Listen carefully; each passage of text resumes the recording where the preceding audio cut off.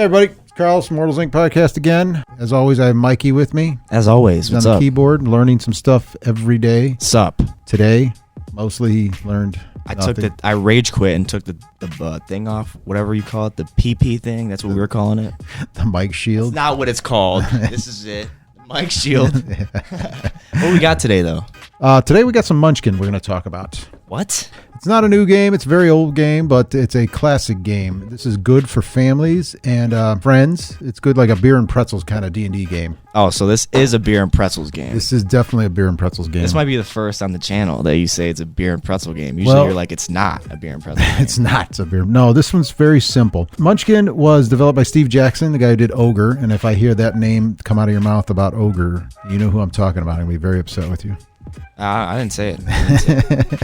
And it is illustrated by John Kowalik. He's a classic. He's like a mainstay for humorous D&D illustrations and art and all that good stuff. Oh, so he's responsible for this art. It's interesting. Yeah, sure. It is. It is very good stuff. But Munchkin is basically you're an adventurer and you're just trying to get all the loot. It says right on the box: kill the monster, steal the treasure, stab your buddy.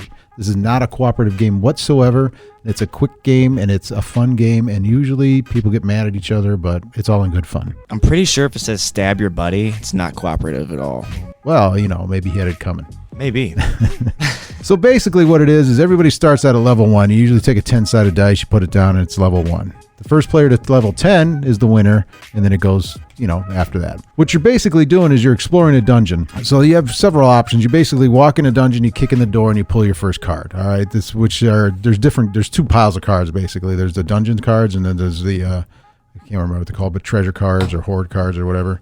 But say you open the door and you go in and bam, your first monster you face, level 1 crabs. So now you have to fight that monster. Level 1 crabs. Crabs, yes, just like he's saying. This guy's scratching his something. His lower abdomen area. The way the game works is whatever level you are, you're level 1, he's level 1. So you by default you win because you equal his level. Oh, okay. If that makes any sense. So you have to match levels, basically? Yeah, you have to match levels. If you win, it'll tell you right on here, you get 1 treasure. So you beat him, you throw in a discard pile, and you get 1 treasure. So you come off the treasure pile, which is what it's called, right? So you can flip it over, and then you might find some ridiculous item like boots of butt kicking. It says +2 bonus, which means you can now have this item. Throw it in front of you, and you're wearing boots of butt kicking. Wait, show that card up. I want to see it. So wait. Yeah, that's the art. So that's what your character would be wearing. On. Yeah, he'd be wearing. You say, I found these boots of butt kicking, but it gives you a +2 bonus.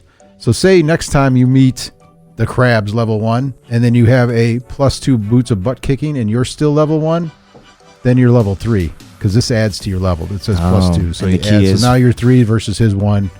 You win anyway. You would have won anyway. And your opponent's key is obviously to match that level, right? Well, your opponents at the same time can have cards from their hand that are treasure cards. Like they can add bonuses. As an opponent, I don't want you, or as another player, I don't want you to get to level 10. I don't want you to win against the crabs. So maybe I give the crabs a...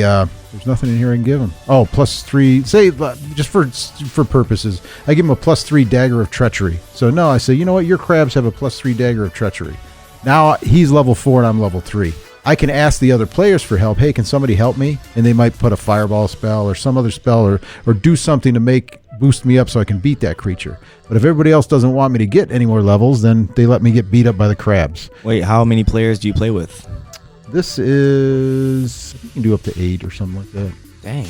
Yeah, it's a pretty good game. But you can add, there's a whole bunch of supplements to this where you can just add more cards. Yeah, I saw online it was like Dungeon Munchkin and a bunch of other editions. What they have anything related. They even have like popular shows. They do cross-reference. They have 40K Munchkin. They had Pathfinder Munchkin. Yeah, Pathfinder Munchkin. I think they have, what's that popular D&D show?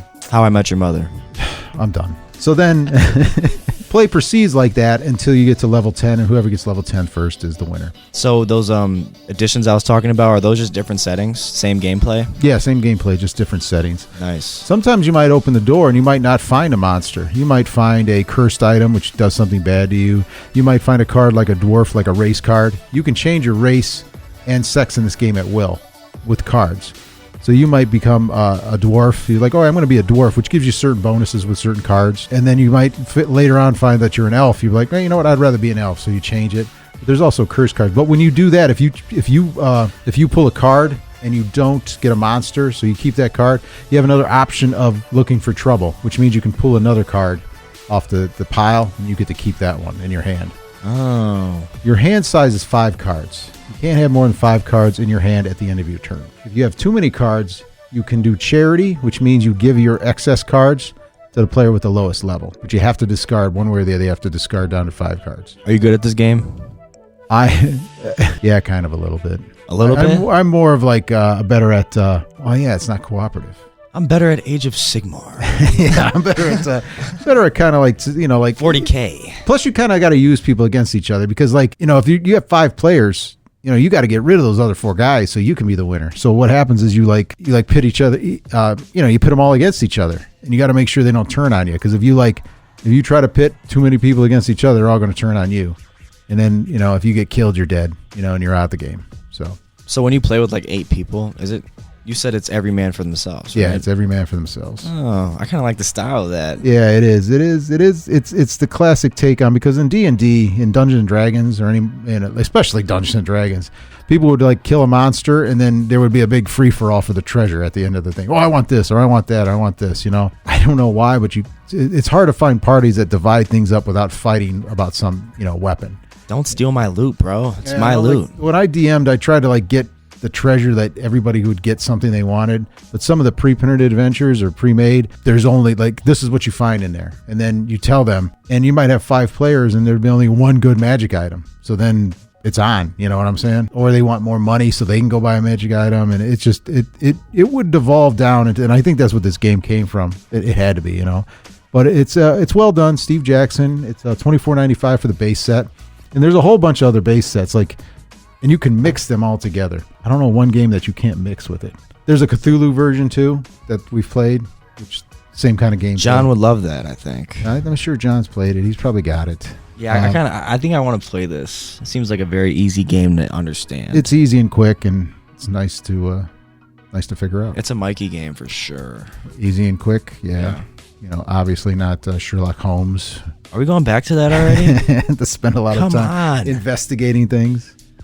But all right, guys. Well, I hope this was helpful. And if you're looking for a quick beer and pretzel, like I said, this isn't new, but I'm just showing it out there for new players or people new to the role-playing world. I mean, this is my first time. Yeah, see, like all these young guys and everything like that. Sometimes sometimes these classic things that are good gets lost in time. Yeah, and when you look up Munchkin on Google, like the original doesn't even come up anymore.